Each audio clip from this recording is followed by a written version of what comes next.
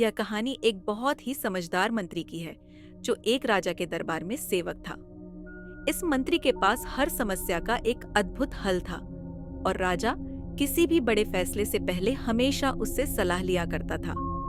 इस वजह से दरबार के अन्य लोग मंत्री से जलने लगे थे। एक दिन राजा ने मंत्री से कहा, तुम बहुत होशियार हो, लेकिन तुम्हारा बेटा बहुत मूर्ख है, उसे कोई समझ नहीं है। ये सुनकर मंत्री को बहुत दुख हुआ और उसने राजा से पूछा, महाराज, आप ऐसा क्यों कह रहे हैं? आपको क्यों लगता है कि मेरा बेटा मूर्ख है? राजा ने कहा, हर सुबह जब मैं लोगों से मिलने जाता हूँ, तुम्हारा बेटा वहां होता है। मैं उससे रोज यही सवाल पूछता हूँ कि क्या अधिक मूल्यवान है, सोना या चांदी? और वह हमेशा चांदी ही कहता है।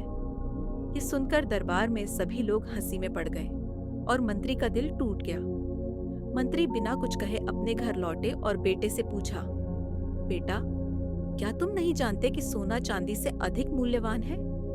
फिर तुम हर रोज राजा से गलत जवाब क्यों देते हो और कहते हो कि चांदी अधिक मूल्यवान है? बेटा हंसते हुए बोला, पिताजी, हर सुबह जब राजा बाजार में आता है तो वह मुझे 2 सिक्के देता है, एक चांदी का और एक सोने का, और मुझसे पूछता है कि कौन सा अधिक मूल्यवान है। मैं हमेशा चांदी का सिक्का लेता हूँ और राजा हंसते हुए चला जाता है। मंत्री ने हैरान होकर पूछा, तुम रोज चांदी का सिक्का क्यों लेते हो? क्या तुम नहीं समझते कि इससे मेरे लिए अपमानजनक स्थिति बन रही है?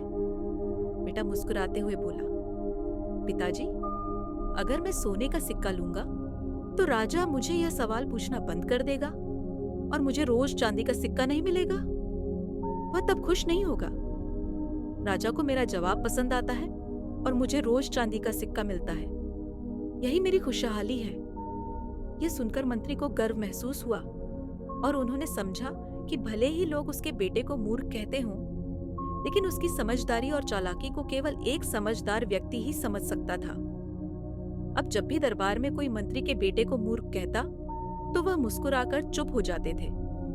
दोस्तों, आपने देखा कि कुछ लोग थोड़े से काम में भी बहुत शोर मचाते हैं, जबकि कुछ लोग बड़ी बातें बिना किसी दिखावे के करते हैं। अगर आप जानते हैं कि आप जो कर रहे हैं वह सही है, तो इससे फर्क नहीं पड़ता कि लोग आपको मूर्ख या पागल कहें। दुनिया अक्सर उन्हीं को पागल कहती है जिन्हें वह समझ नहीं पाती।